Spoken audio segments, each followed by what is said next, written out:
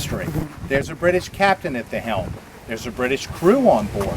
You've purchased a British issued insurance policy to cover your crop as it sails from Mount Vernon into a British port. Sound like a good deal so far? For the British. Washington's calculated about 80% of his hard work was going into somebody else's pocket. And that's when it's good. Bless you. With increased competition from other tobacco growing colonies, as more product is dumped into market, what's going to happen to the price of that tobacco?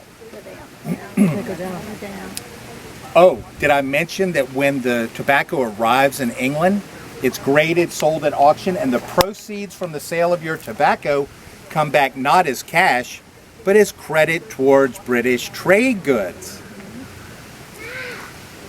Sound like a good deal?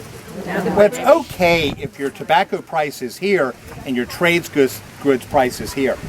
By the mid-1760s, it's starting to shift. Washington sends his tobacco to England as trade goods come back, and there's a bill attached. Now, the bill very graciously allows, that's okay, you don't have to pay us now.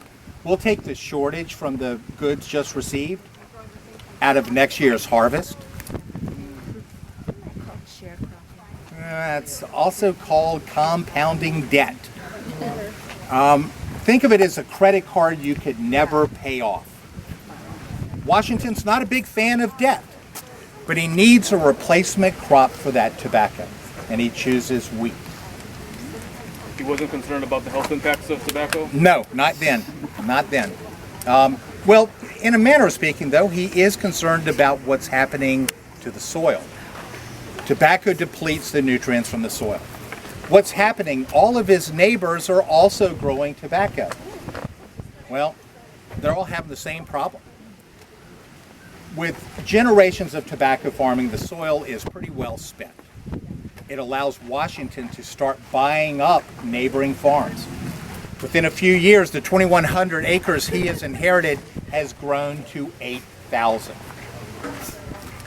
Washington starts to read everything he can get his hands on, all about farming. One of the first books Washington reads is from a British farmer named Jethro Tull, called The Horse Hoeing Husbandry. This book talks about different methods of cultivating the soil. Now, Tull puts forth that dirt is actually alive, it's got little mouths. The goal is to break apart the big clumps of soil to expose the mouths to eat the seed to grow the plant. It's a little iffy on the science part, but it shows Washington's willingness to really start embracing new thoughts about farming. Washington also reads about a very cutting-edge farming technique coming out of England called crop rotation. Called the Norfolk system, it was a 3 to 4 year crop rotation. Washington takes it, starts to play with it, and he ends up with a 7-year rotation. This represents the 8,000 acres that were Mount Vernon. Washington divides it into 4 working farms. Now, you all have seen Mansion House Farm, really mansion orchards, ornamental gardens, but the heavy lifting takes place on the 4 surrounding working farms. In this crop rotation, Washington will have 2 fields in wheat, 1 in corn, the largest staple crop here at Mount Vernon. There are a lot of mouths to feed.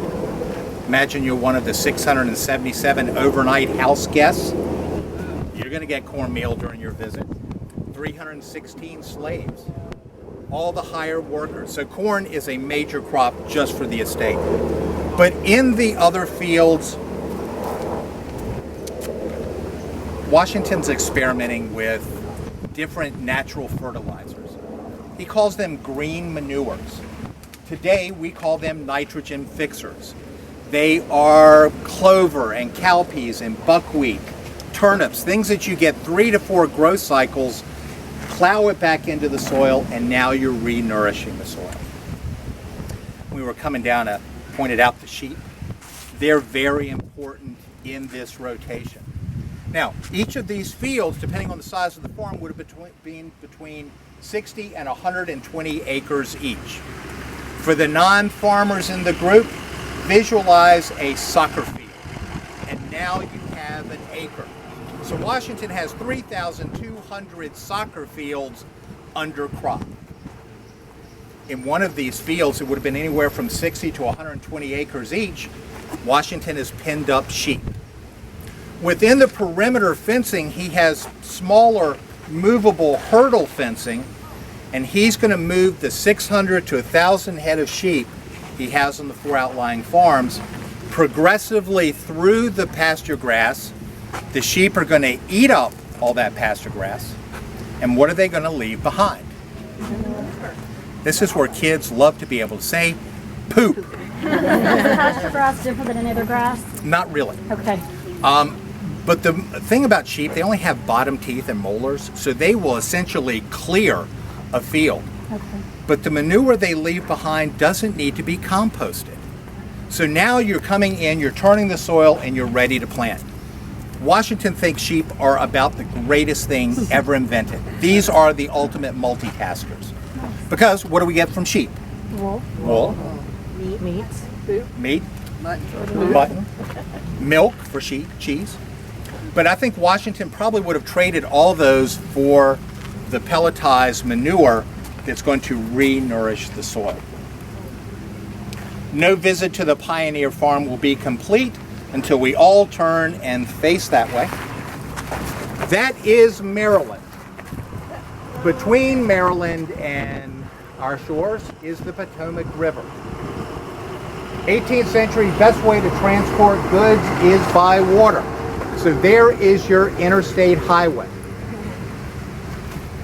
Washington is also farming the Potomac as well.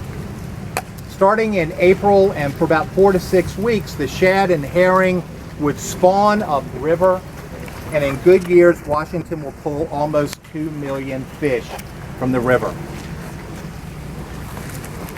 Unless you are the cook or housekeeper, you will be down at Washington's 3 fisheries on the Potomac processing fish.